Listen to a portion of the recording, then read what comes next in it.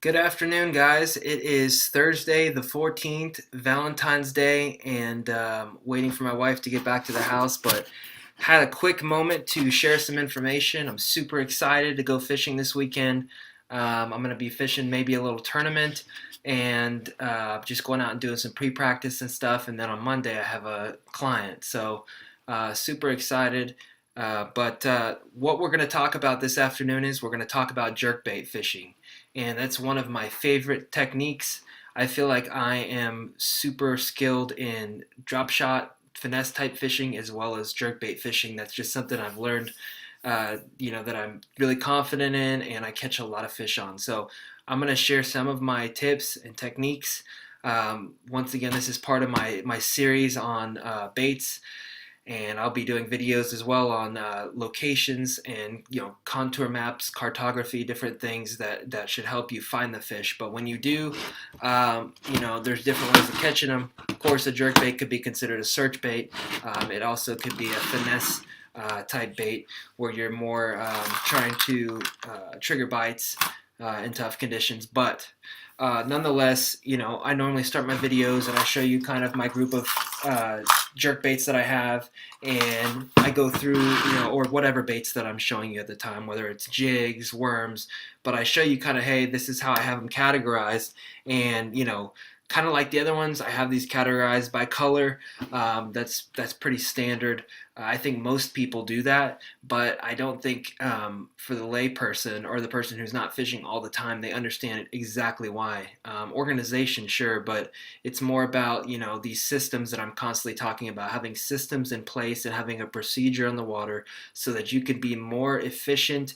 And you got to handle this like a business. This is a professional atmosphere, and when I go out there, I'm in my office and things are done a certain way. So nonetheless, I'm going to show you a few different baits. I'm going to tell you where I throw these baits, under what conditions I throw these baits, and kind of just help you to make wiser decisions in the water and also in the tackle store. So that being said, since I have all these tangled together, I'm going to untangle them and try to show you the first one, which is the Shadow Wrap Shad. And this is it right here. This color is an absolute killer. It's got kind of I don't remember what the color is exactly called, but it has kind of a chartreuse hue. You can see that it's clear in coloration for a majority of the body. It has that chartreuse silhouette, maybe a touch of orange under the chin, but very minor. This is such a subtle color.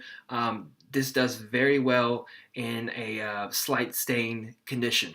When you have a slight stain or you have low light on even a clear body of water, this shows up really well. It just gives that little glow and helps them to key in on it.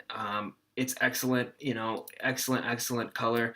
This has got a short lip on it. I think this one dives probably, on 10-pound test. I think I get it to around 4 feet or so, reliably. A lot of it has to do with the wind and the waves, and there's a lot more to it than just what it says, out of the box that it recommends that it's going to run at. But I think a lot of people know that, just sharing my knowledge, and I'd say safe bet 4 to 5 foot, something like that, closer to 4 probably. But this color is excellent. Like I said, low light conditions.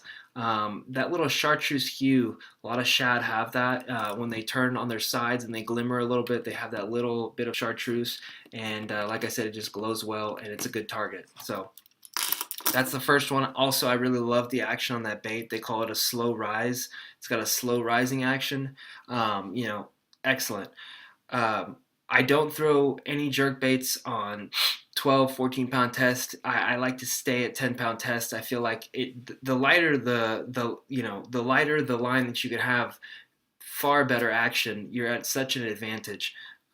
Whether it's the jerk bait or the drop shot or whatever it is. But it is an Achilles heel, because there's times when you're in cover and you're throwing it, and you can break off a big fish. So you have to use your judgment and your wisdom, gained from time on the water, to make those decisions.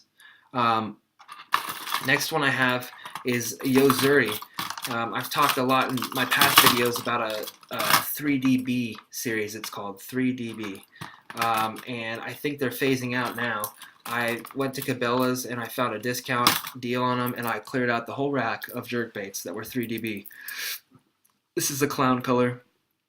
And the reason I love this 3DB is because they have a prismatic panel that's inserted in the bait, and it shimmers and it gives a little bit of extra flair.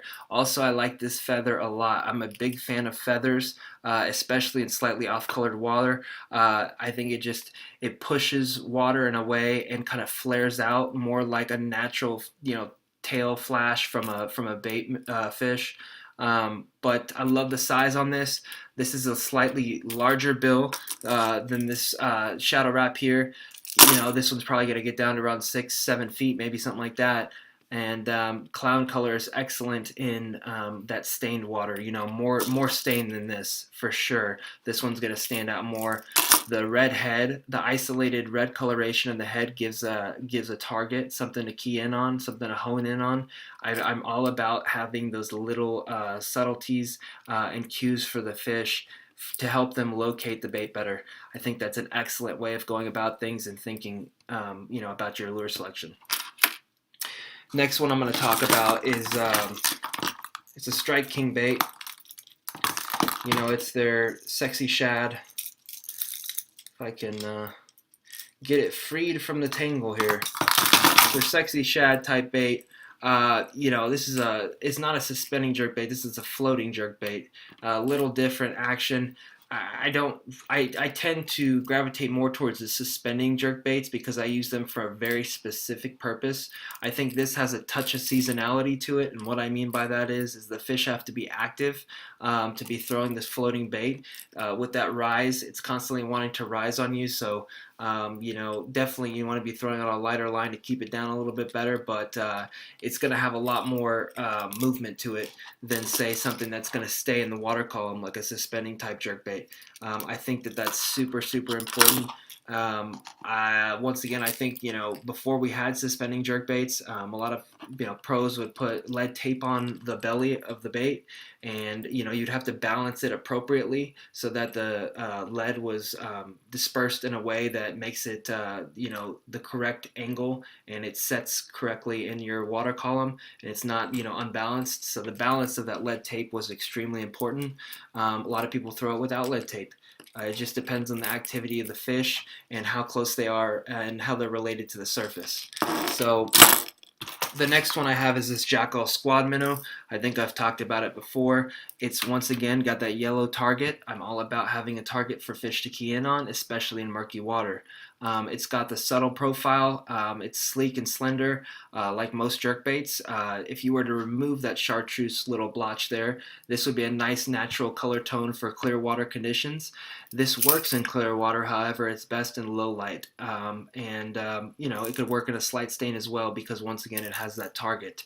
With this bill, I would say that it's probably equivalent to this bill here. That's going to be around 6 to 7 feet, something like that, maybe even 5 feet. It just depends on the size of line you're throwing. It depends on the wind and the waves. Once again, also the temperature of the water can sometimes dictate, the buoyancy of the bait, different things that come with experience. But that's a great selection. Jackall makes wonderful baits. This is one that I, stand behind and I really believe in. I always put premium hooks on all my baits. Sometimes they come with good hooks, but I'm just, I feel like every edge, pardon the pun, every edge helps and, makes the difference. I'm out there and I don't want to gamble and take risks. I'm out there to do just business, and that's it. So I do everything efficiently and in a smart way as possible, and definitely that means investing in quality hooks, no matter what people tell you. Next thing that I want to show you is another one of those 3DB series. This one's more of a crystal minnow type color. Excellent color for clear water. When you compare the two, you have this clown and this crystal minnow. This has a touch of blue on the back. So, maybe it's trying to represent sort of a blueback type herring presentation. Not quite sure. But there are certain types of bait that I'm sure look like this. Got a little bit of orange under the chin. However, it's a good bait to throw in clear water. Definitely not always, that a bait is manufactured and marketed as a specific species like blueback herring doesn't mean that you can't throw it anywhere else. That's just what they're marketing it as, and that's the closest match. But a lot of times, if fish are on shad and it looks remotely, similar to this, they're gonna hit it and they're gonna eat it. And it's more about the neutral color tones in the clear water, anyhow. And of course, jerk baiting is best in clear water. You can fish in stained water, slightly stained water with jerk baits. That's why they make clown type colors. Also, they make solid, gold type colors that show up well in dark water. So you could throw them in a variety of areas. It just really depends on what you want to do and what you have confidence in. Which once again, you can only learn from being out in the water. There's some things that you just need to spend time behind a bait and establish confidence to where you're not afraid to pick it up and you won't put it down until you're absolutely sure that they're not keyed in on it.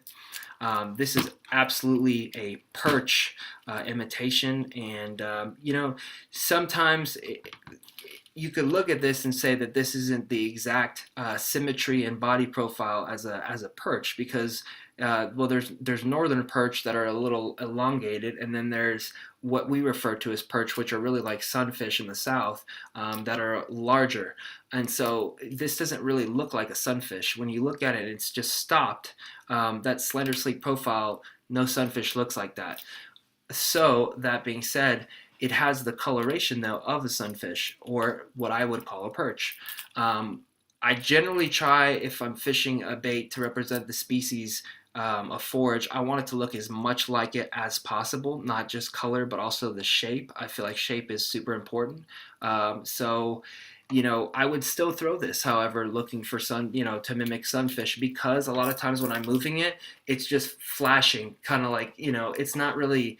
Sometimes when I'm moving it quickly enough to where it's just flashing, and it's not just solely sitting there pausing. There are times when you pause it, of course, and that's based off of seasonality. But when I'm moving this a lot, they're more getting, I feel like, my hypothesis, my theory is that they're more getting a flash of the bait and a quick image of the bait, and it's not necessarily that they're drawing a picture in their mind of what a perch looks like. When I have speed to my lure, just that flash, I think gives off that aura of a sunfish. But once again, if I were to sit it for a long time and it was pretty clear water, they would get a good look at it. But they wouldn't get a good look at it anyways, because I wouldn't be throwing it in clear water. To be completely honest, I'd have to have a good stain to be throwing this color. So either way, I think I'm safe. But if it was, for example, a little more subtle color pattern, but it was still in that perch or sunfish type family, I would be more apt to speed it up with that, just because if they get too good of a look at it in clear water, it's not the correct shape. And some people may argue and say, oh, wow, that's you're nitpicky, that's just super detailed, and maybe that's not necessary. I'm sure you can catch fish on it. Maybe it would be great even if they're keyed in on sunfish in shallow clear water. But that little extra confidence, whether it makes a difference or not significant, to me, it's what matters. I need to have confidence to allow me to keep something behind my rod, keep casting, keep making presentations, and if I have any doubts, I switch. Always Gerald Swindle, one of my favorite fishermen, who I have a lot of respect for. He's always saying, if you're not feeling it, put it down and switch and retie. I mean, there's nothing wrong with that. Sometimes I feel a little bit of a compulsion, and there's a balance there between, just sitting there all day and retying things in the bottom of your boat and actually fishing, because if you don't have a lure in the water, you're not going to get bit. But there are times that I do say, hey, you know what? I just don't feel it right now, and that gut instinct, suggests that I need to switch, and I do, and it pays off. So that being said, maybe I have a couple other colors here. This is like a whitish color with a solid white back, a little bit of a smoke tone in there. Of course, it's got that black target once again on the head. Big fan of that. It's got the flare of the skirt coming off the back, the feather skirt. That creates a little bit of a different signature in the water. I really think that makes a difference. I would obviously throw this if I was on a shad pattern. I think I had mentioned in my last video. So if I'm on a shad pattern in clear water, I might start with something like this, But the murkier it gets, or the less light that's available, I would switch to something like this, where you take into account that the primary color in a shad is white, and then you say, okay, well, since it's a little bit stained or more dark, I'm going to throw something, I'm going to brighten up that white primary color so that they can key in on it better, and it just enhances the overall profile of the bait. So that's the type of decisions that you make. When you would look at this bait here, you would say, I don't really see a whole lot of white, but if you look closely on the sides here, actually the majority of the body here is like a whitish silverish. Of course, it's got the reflective insides, and then it's got the blue accent and the orange, but the primary color, I would say, would be white. So I take that primary color, boom, put it in the jerkbait, and keep throwing that for that shad bite in stained water. So I think that pretty much gets it for the most part. Those are the colors that I have at the moment. I've had in the past a lot of different colors and types, but I found that there's certain brands that I like now. There's certain baits that I have confidence in, and I know how they run. With this Yozuri 3DB series, I can't say enough how successful I've been with them, and just the belief I have in the series of crankbaits and jerkbaits. So find something that you like, find something that you feel like they offer the correct colors that you are interested in. A lot of different brands do colors differently. Some do a more non-natural, more artificial type looking, a little bit more of a digital print image on the bait. Some people do some do like a hand paint type look, like a vintage type look. Some baits, everybody does it differently. So I find what I like, I stick with it, and I learn to understand the way the bait moves in the water, and that's what you got to do. So talking about the areas that I throw jerk baits in real quick here, I like to throw them on windy points. With some of those deeper jerk baits, the deeper diving jerk baits with the bigger bills, I got to throw those in slightly deeper water, obviously, because I don't want them bouncing off the bottom. It just eliminates the action. It's not the same as when you're throwing like a traditional crankbait and you're wanting to really dredge bottom with it. With those jerk baits, you want them to stay in the water column up a little bit off the bottom at least, if not higher. So those long points, windy points, bluff type walls with big chunk rock, areas where the channel swings in close to the bank. The beauty of the channel swinging close into the bank is those fish, whereas fish normally use the bottom to navigate, all we've done is we've inverted the bottom and made it a sheer wall, and they still use that face to navigate, but they're navigating this way instead of this way. So I just parallel that wall. I line my boat up and I make a cast right off the side of that wall, and I keep it in that strike zone the whole time where fish are relating to this bluff, because their food, everything is in the cracks and crevices of this bluff. Of course, when bait gets blown in off the lake, into the plankton and everything gets blown in, and the bait follow it, and they get tucked into this rock and everything. That's what they're feeding up against. That's the target that they're using when they're pinning bait fish up against the wall or craw or anything. That's their bottom. So although it's not like this, all you done is inverted. So, I don't spend a lot of time fishing out here. Sometimes they get suspended and inactive and they'll pull away. And there may be times when I have to throw the jerkbait off the side a little bit just to keep them honest and check. But most of the time I'm looking for feeding fish. And that being said, I'm pretty close to the wall. I'm making that cast, keeping it in the strike zone. And that's what I'm doing. So, 10-pound test is critical.